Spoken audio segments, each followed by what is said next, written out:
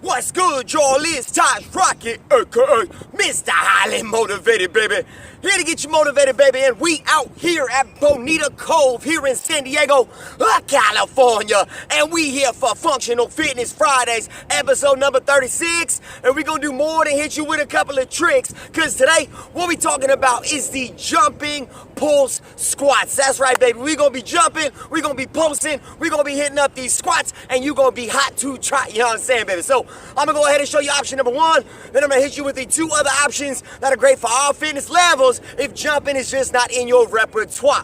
All right, so option number one, you wanna make sure you start in that good squat position. Shoulders roll back, tight core, flip the hips so you assert that pelvic floor, feet about hip width or wider. You're gonna come all the way down to the bottom of a squat. So as low as you can go, ideally, we're gonna get that butt about knee line or lower if possible. From there, we're then just gonna drive up in a partial jump squat, driving through our toes. Now, biggest thing about why we're adding the jump is we're gonna be activating our calves.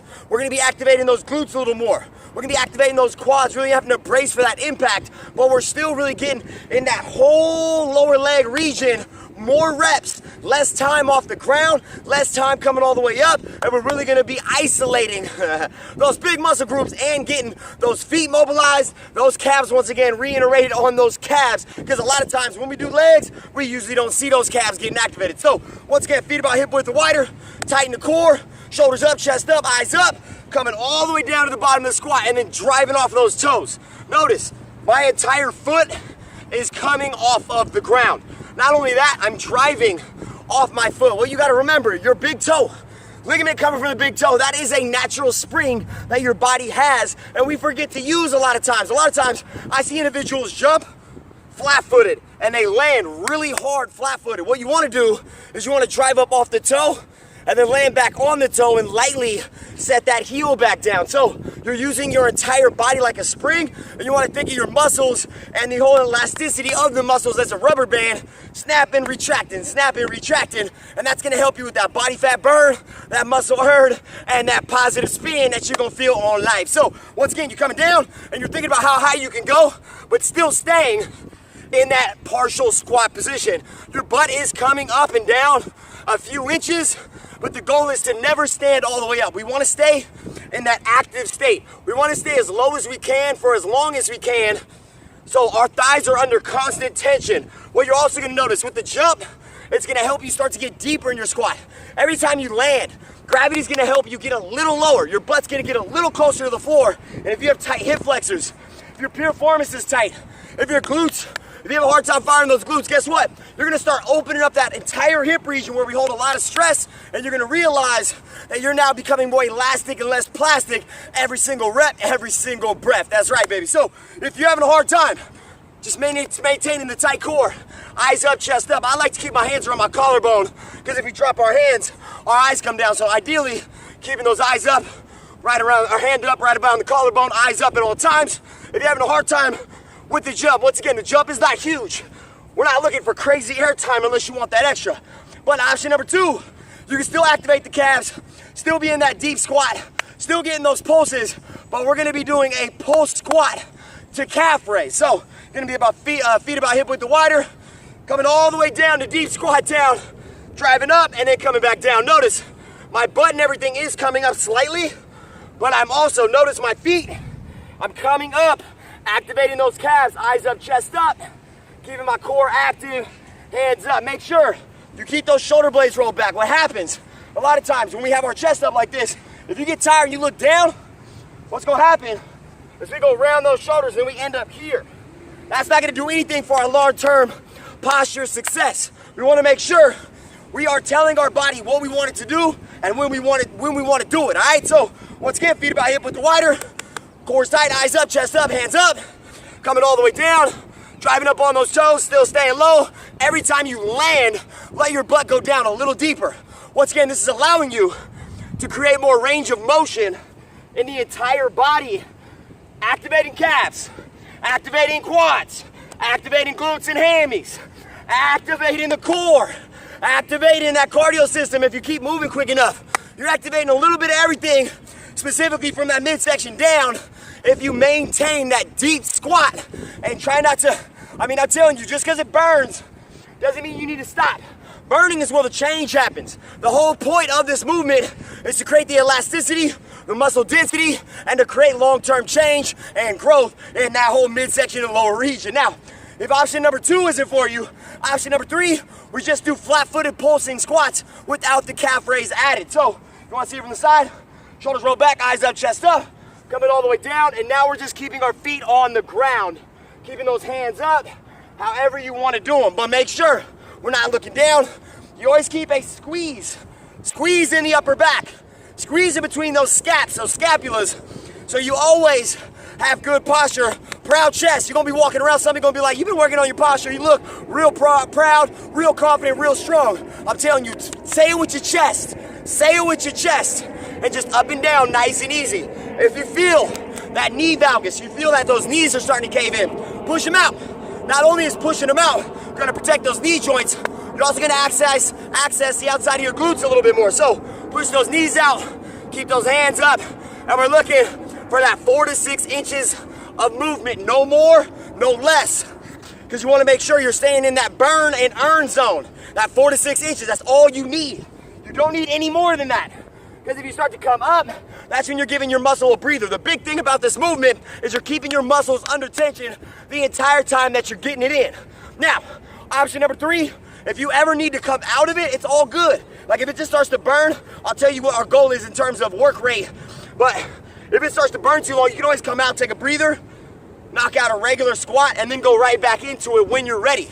But the whole thing is, you don't want to overdo it on day 1, and then after that, just feel like, oh man, I need 4 days off. That's not going to help nobody. That's actually going to bring you back instead of shoot you forward. You know what I'm saying?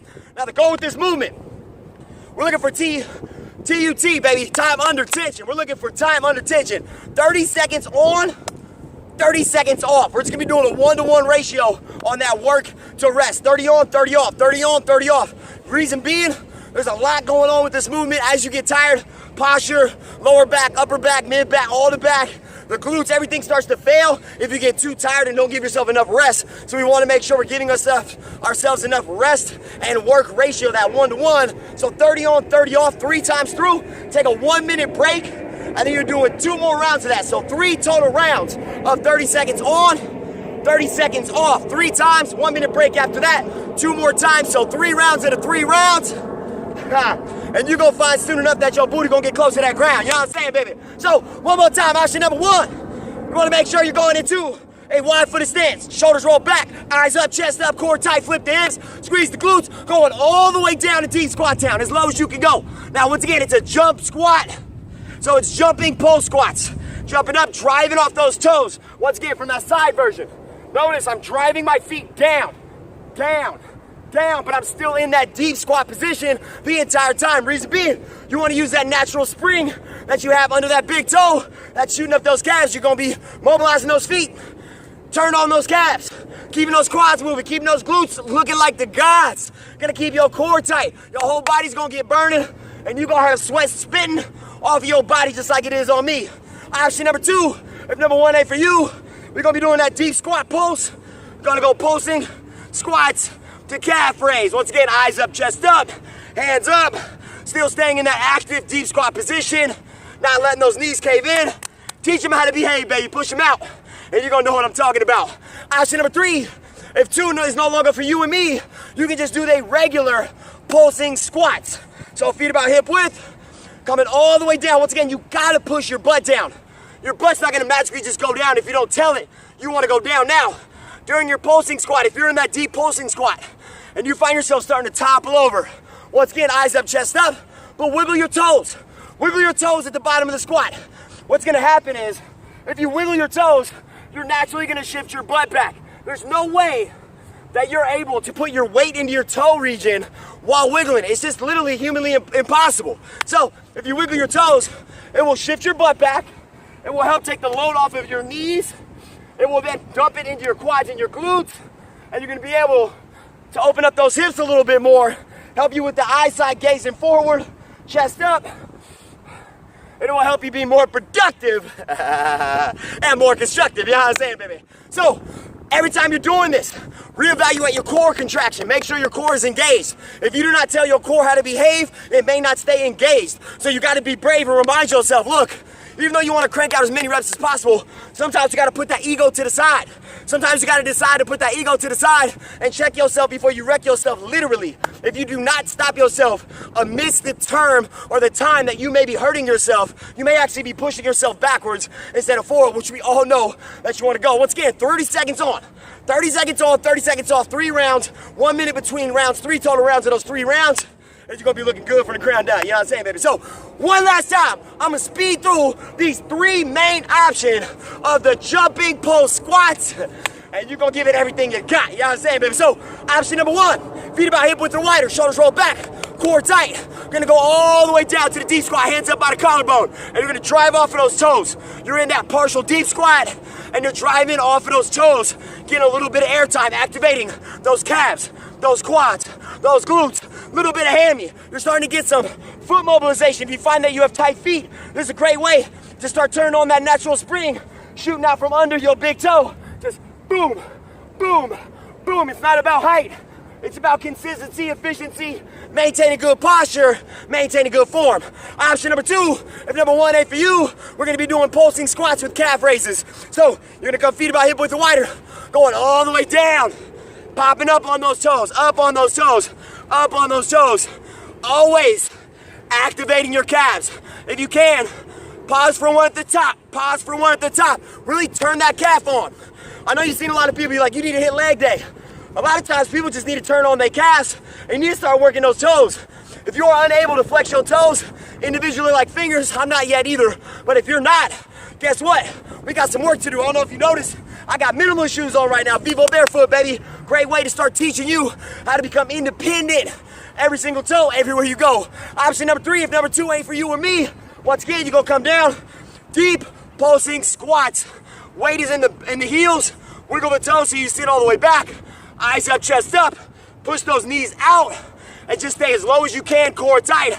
Eyes up, chest up. Once again, no matter what you're looking at, keeping that same form, shifting that booty back, pushing those knees out, keeping those shoulders back so that posture is looking proper, you know what I'm saying?